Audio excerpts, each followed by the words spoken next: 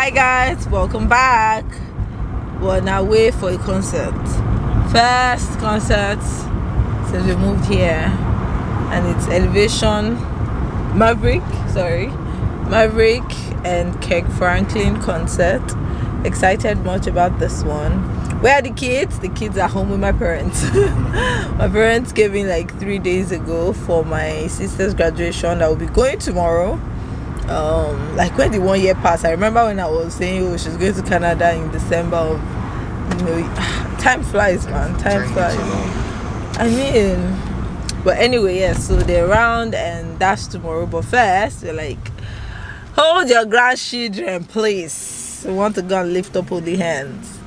So when we saw that the concert timing was perfect with them coming, we booked a ticket and we're on our way now. I'm so excited.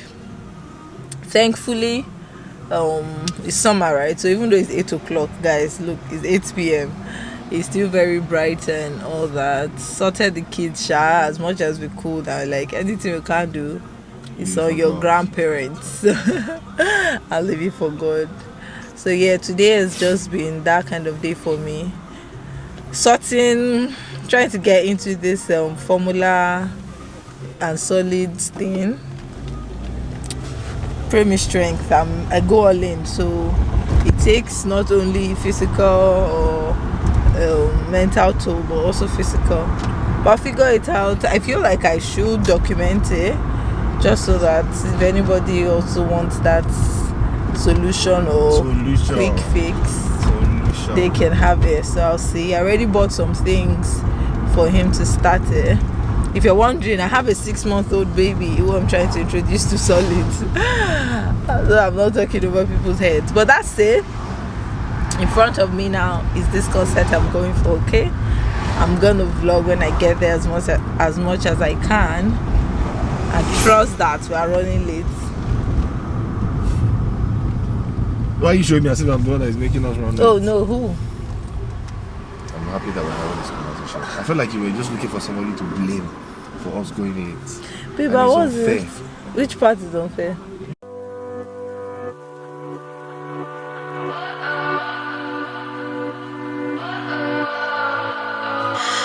What does perfect even mean? Is there even such a thing?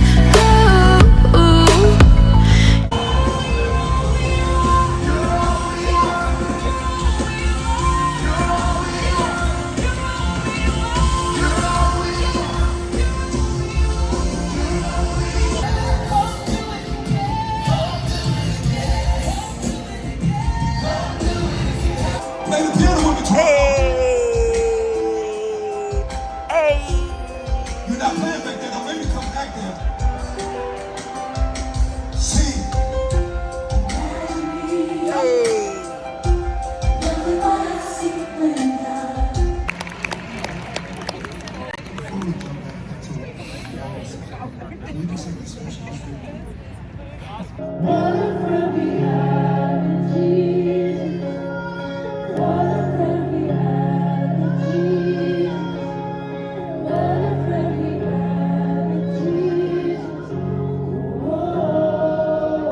God, I promise. What do you mean that guy? The guy that sang Million Yeah. It's just what you say. Will the sun rain and the wind rain? I'll remain steadfast. And my heart, Lord, it will come to. It is your faithfulness to me. Great is your faithfulness to me. From the rising sun to the setting same, I will praise your name. Great is your faithfulness.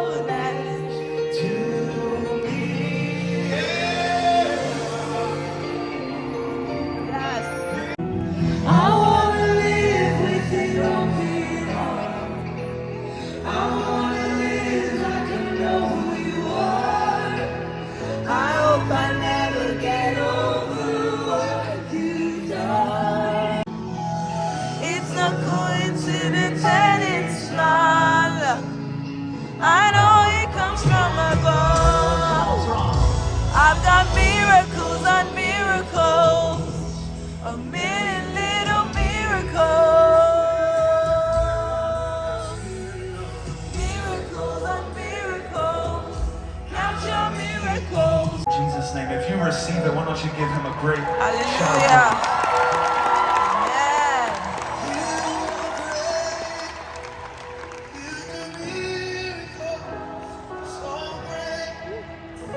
There is no one else like you. Yes, Lord. There is no one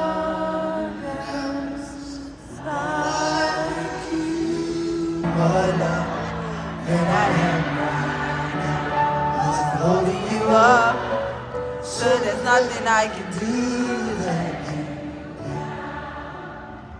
doesn't take a trophy to make you proud.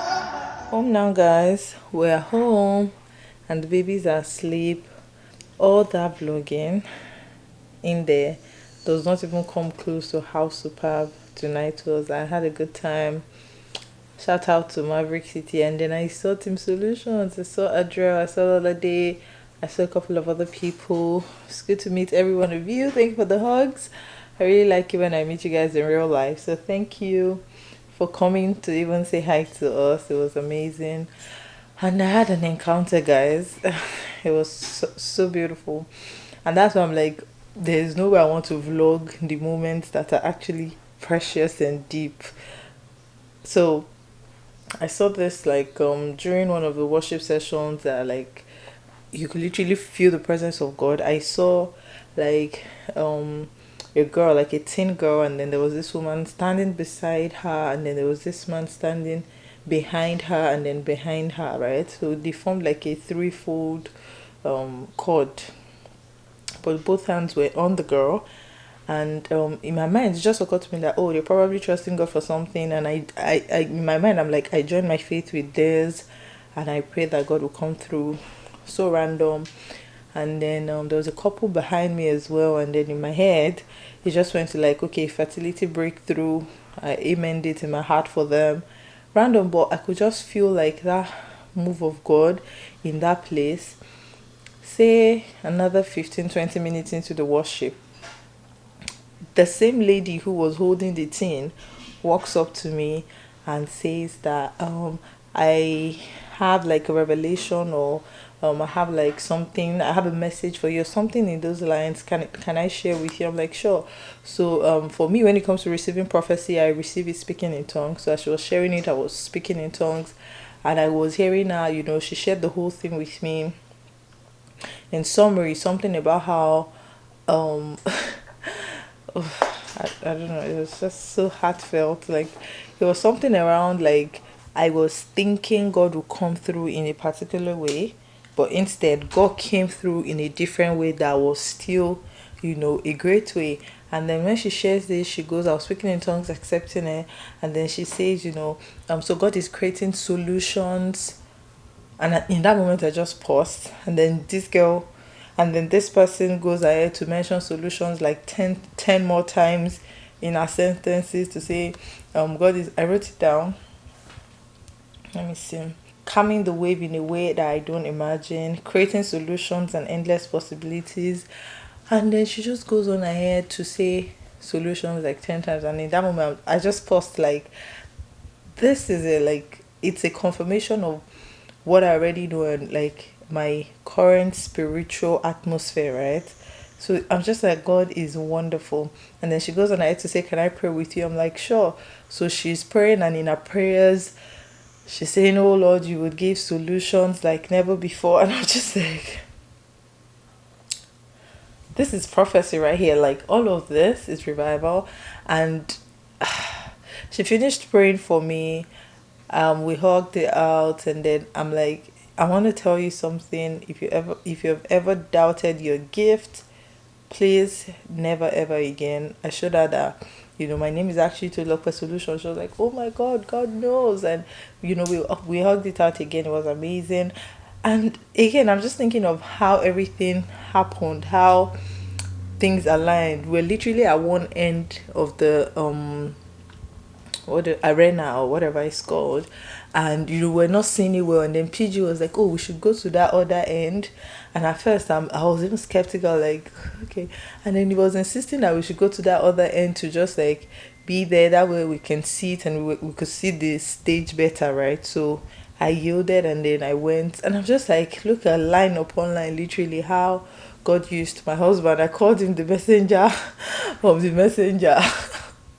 Or the path to the messenger was what I called him when we were going, like. And it's just like, what a beautiful night. That was just a terrific experience for me. But anyway, that's it. I'm going to go prepare for tomorrow. I haven't packed. The whole crew is traveling. I haven't packed. We're renting a bigger car, so that everybody can like go PG wheel drive. All my life you have been so good. With every breath that I am able, I will sing of the goodness of God. I will sing of the goodness of God. I'm delighted to host this meeting because we are the ones who have obtained mercy. We survived an unprecedented phenomenon in our generation. We are all witnesses of the devastation that pandemic caused in the last 2 years. I sometimes wonder if the images we saw between 2020 and 2021 were real. Here we are, and we have been spared by God. The purpose of this meeting is to reignite the love of God in our hearts. From in the beginning, oh, how good and pleasant it is when we could come back to the order of God in the come unto me, the mercy of God. It is not so much what happened, but what happens next is what will determine who you become. You have an empowered choice to decide what happens next. But if you see the heart of the matter, you will now become his helpmate. Whenever he says, I'm down, you say, talk to me. Man up, what do you mean you're down? Know who you marry and become the helpmate. The body of Christ is suffering, the level of violence in marriage. There are men whose head are covered and are called pastors and evangelists, and nobody is paying attention to the generational healing that needs to happen so his head can truly be uncovered, and people are dying. I also want to believe that oftentimes women have resources at their disposal. We attend meetings like this, meetings where we're told, do this, to be a virtuous woman. This is what we're supposed to do. And we go back home and implement those things. Or really, there isn't anybody teaching the men. And so, and that was so apt. Somebody with his head covered, and you're expecting, making demands. That's why you acting like this. Why are you doing this? Meanwhile, you have a level of understanding. And that's whatever you've gathered here today. Where are the men? Where are the men? Who is teaching them? Who is impacting them? Who is showing them? Culturally, we've been trained. The men were trained culturally to be where they are. And who is teaching them to say, unlearn the things that you have learned, so that you can relearn things that will make you the right man that you are supposed to be. They go to church, quite all right, but the veils are still there. And so it's important for us to begin to seek help, resources. And one thing I have found out that the same people who show up for the women's meeting are the ones who are likely to drive their husbands to couples clinic. The people who really need those resources are not showing up. And it's very easy for you to whine and complain, my husband is this, my husband is that. But if you don't get resources, if you don't get the required information, then it's difficult. Oh, but he doesn't want to follow me, but does he follow you to a comedy show? So the same way you get him to do those things you want, you should get him to do the things you want. And we also realize that we show our husbands how to love us. There were things that my husband would not do when we first got married. Never. Why? But now he does them, and he'll actually encourage other men to do that. And so let's go from here, because you can continue to whine and complain and demand all you want, but you can't ask somebody to give what they don't have. Yes. And so that is why it's important that our men must be equipped too. How do we get them there? It's not somebody says we will pray, and I am always sick and tired of hearing people say we will pray. Is that just like a cliche? But we can pray all we want if we do not support our prayers with action. Ask a weakling to submit because they're already weak. But when you are talking about somebody who is strong, you're asking them, pipe low, bring your power down, reduce it, place it on the surface. God knew what he was doing when he asked a woman to submit. Look at a woman, an average woman can multitask, can do a dozen and one things at the same time. When we're talking, 19 to a dozen. My husband knows well not to engage when it comes to verbal altercation. He will not go there. Because that is, God has given a woman strength. You can when you talk, you can reduce a man to a piece of bread, as it were. And the man will just feel, and so that strength, God needs it to be tamed. But that's why he expects us. Hi guys, so I didn't have a chance to do an intro before I left because I was kind of sort of running late, but I went to this women's program, women's breakfast hosted by my auntie Lara. It was amazing. Guest speaker on fire, host on fire, and I want a gift. I want a gift for someone who gave birth in 2021 with my chest. They were counting brides and I was waiting for young bride, but there was younger bride in front of me. She got married in 2019, but anyway, it was amazing. Whenever your heart is broken, don't ever forget you're golden. I will find a light in your soul, I'll be there.